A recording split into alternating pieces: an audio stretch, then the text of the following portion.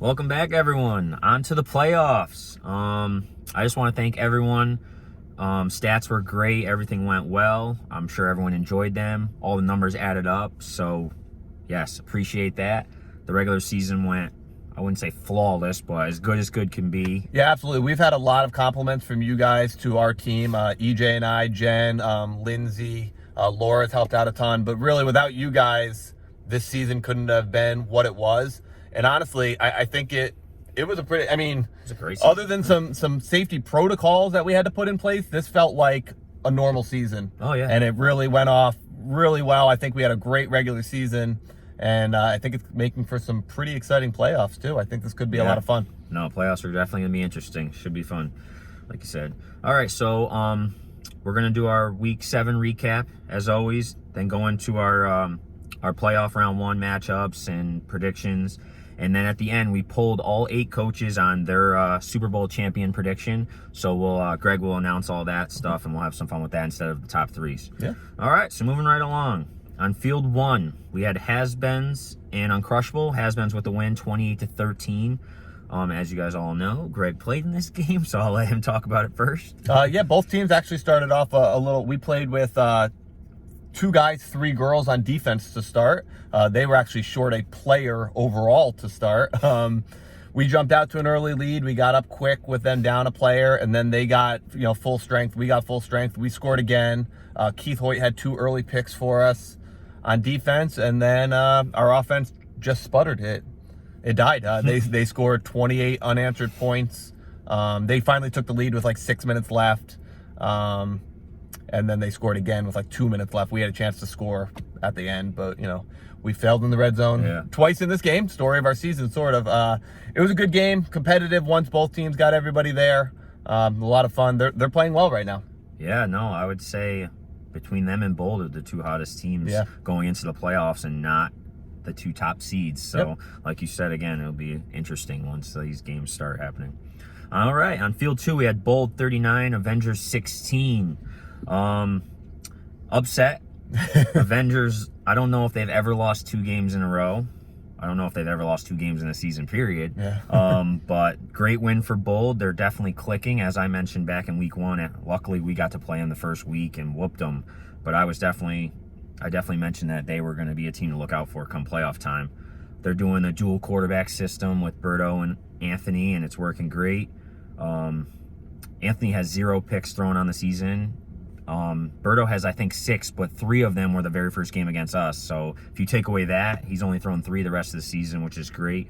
They're going Iron Man on the ladies' side, but they're killing it. No, they're clicking. They're playing really well. I don't know if you want to add anything. Yeah, obviously we all knew that Bold had the talent, but I think this is definitely a major upset. I think we thought after Avengers lost last week, they were going to come out and really blow the doors off of it, and it didn't happen. So I don't know if this is more of where Bold's at right now or where Avengers is at, but, that's a huge win for Bold. Their playoff scenario wasn't really going to change much either way, so they didn't have a ton to play for in this game other than some bragging rights against their ex-teammates.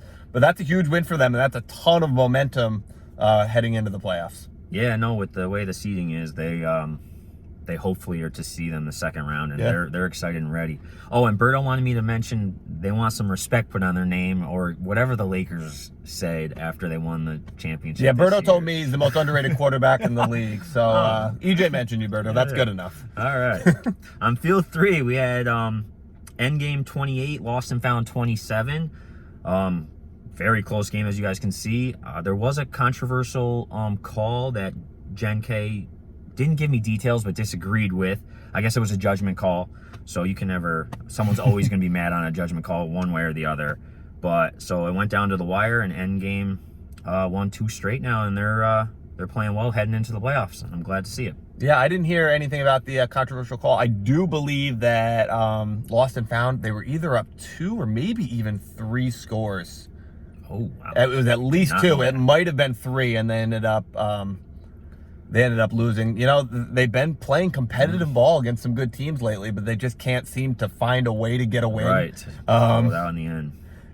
So I mean, great win for Endgame. They started off the season against us, and they got the doors blown off them. But they ended up with, I think, 3 wins this year. Yep, 3 wins. I mean, they're battling. They're getting their players to show up now, and I mean, that's a great win for them. And they had a really nice first season in our league.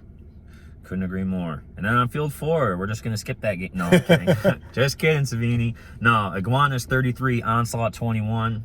I have nothing much to say. They played great. Like literally, I don't think they could have played better. we didn't play great. Honestly, we came in overconfident. Iguanas wanted it way more than we did. They deserved every bit of that win, and I give them props. And I'm glad we get to see them again this week because it's on. Yeah, I saw Savini right after the game. I asked how they did. He said they won, and I thought he was kidding. And then he goes, "No, look at my stats, man." He's like, "I didn't throw a pick." He's like, "We played great." He's like, "My team finally showed up, and we played amazing." And you know, just like the Bold Avengers game, this was a pretty big upset, but an even bigger upset than that. Oh yeah, I'm not sure even the Iguanas thought they were going to pull off this upset. And I mean, that's huge for them because they needed a confidence booster with the season they had. Yeah. And now the fact that not only did they pick up a huge win against a really good team, it's the team they're going to play this week in playoffs. Yeah. So, I mean, that's a great win for them.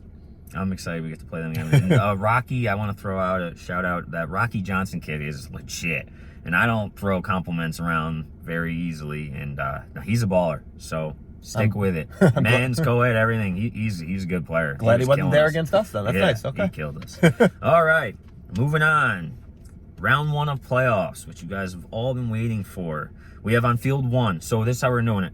The 1 seed's going to be on field 1, 2 seed on 2, 3 seed on 3, 4-5 game on field 4. Yep, the officials will stay where they've been the whole season. And then when we move to semifinals, ref fees won't change for the teams, but we will have 2 officials per field, which will take a pay cut. Which will be nice, yeah.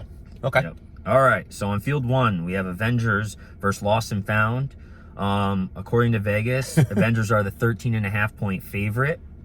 So we're going to do picks, and then we're also going to do, like, spread covering, because just to have fun with it. I'm going to say Avengers definitely wins this game, and I think they also will cover the spread. There's no way that Ryan could ever let 3 slip through in a row. So I'm going to say Avengers in both here, straight up and with the spread. I mean, I think before the last 2 weeks, we would have said there was no way Ryan would ever let 2 slip away. True. Yeah, I'm going to go with the Avengers, but man, and they're struggling the last 2 weeks, and I don't know what it is.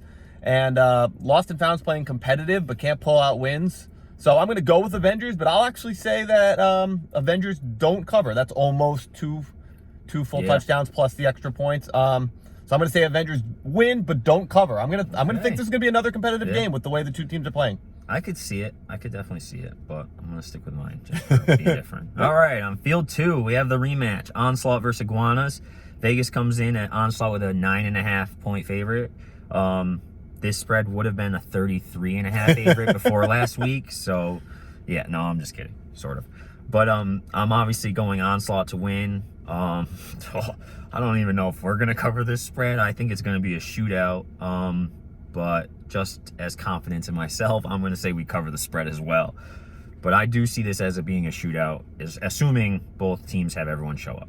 Yeah, that was my big question. I don't know if Iguanas had anybody last week who played who won't be playoff eligible this week. They did have one, but he will be swapped out for Angel, which I'm pretty much is a similar wash. Okay, so that's interesting. And I know your team is battling at least a little bit of the injury bug. I know of at least one key person you won't have there. So I'm gonna go with Onslaught. I find it hard to believe you're gonna lose. You're gonna lose in the first round of the playoffs. 9.5 is a really interesting number, especially considering they beat you last week. I'm gonna say you cover. I don't know if Savini can go 2 weeks in a row with no picks. I mean, the way he's been spinning it, man, it's gonna be raining and windy. I heard. Yeah, I mean, he might be good for 5 in this game, considering he had 0 last week. Hi, Aunt. I'm gonna go with Onslaught winning and covering. I don't think you're gonna blow them out by any means, but you know, 1.5, 2 scores, makes sense there, I think. All right. Thank you. Field 3, we have Has-Beens versus Endgame. Vegas comes in at Has-Beens as a 7.5-point favorite. I think this assuming Has-Beens has everyone show up, I think this will probably be the most lopsided game of the day. That's my prediction. So I'm going to say Has-Beens covers for sure here. M-Game has been playing tough, but I just don't think they have what it takes to beat this team when the way that Has-Beens has been playing lately. Yeah, I think I tend to agree. I probably would have actually thought the spread would be maybe a little bit higher. I just can't ever be sure who's going to show up for Has-Beens. Yeah, and on time. And they don't have a lot of people either. So, Right. I mean, it makes it tough. Has-Beens is playing, I mean, they're probably playing the best ball of any team other than maybe Bold right now. You know, they're at least neck and neck in who's the hottest team. Endgame is playing really well, and I think if they get all their players there, they can definitely make it an interesting matchup. You know, I think they can put some pressure on Deering with Jess rushing. They've got that Eric kid who's been a really solid defender, and I'm not saying he can lock up J.O., but you can haven't seen him in the last couple of weeks, I don't think. Oh, okay. Well, Partek played last week, and I'm pretty sure to replace him, so I'm not sure. Hopefully he's there. Okay. Either way, nothing really changes here. I think Endgame is going to try to put up a fight, but as long as Has-Beens have everybody there, they're hot right now. I'll go Has-Beens, and I will say that they cover. All right, and on Field 4, just to note, the first time Uncrushable is moving away from Field 1, so that could play a factor. It's like a road game for him. Now we got Bold versus Uncrushable here. Vegas came in at Bold as a 4.5-point favorite. I'm going to go Bold here just because they're playing really well. Uncrushable started the season off super hot, which just has been anything but Uncrushable. Or they're anything... Yeah, you know what I'm trying to say. It works. But I'm going to go Bold here, and I do think they win by just... it's a closer game. They're not going to blow you guys out. I'll say they win by 7 or 8. So I will say they cover the spread. Okay. I mean, it's a 4-5 game. Yeah. We happened to beat them earlier in the season, so I think a low spread makes sense. I think if you looked at the way the two teams are playing right now, you probably would have said Bold is favored by a lot more. Right. Because they're so hot right now and we're so up and down. Yeah, I'm not going to pick against my team. I've got a couple things in mind that I'd like to try against them. And quite frankly, I know that they're shorthanded. Mm-hmm. They don't have a lot of people. And I think we were the only team in the entire league that actually had their entire roster playoff eligible. So we're going to be that. We're going to be rolling in with 12 players. We're going to stay fresh. We're going to try to put some pressure on them. It should be a great game. They're playing fantastic. Great job, Berto, putting in a new team and figuring out having a really good year. But I'm not going to pick against my team. I got some things I'm going to try to do out there and move some stuff around, and hopefully we'll get on into the semis. They did have a key injury. Jacqueline had a pretty bad ankle sprain. She's in a boot, so I don't think she'll be able to play. So they're probably only going to have two girls, and they only have 4 guys eligible, and I think they might only have 3 of them there this week. So we'll see. Things considered, yeah. Yeah, we'll see. Interesting note, out of our 4 first-round playoff matchups, the lower seed beat the higher seed in the regular season in every single game this year except for the Avengers Lost and Found.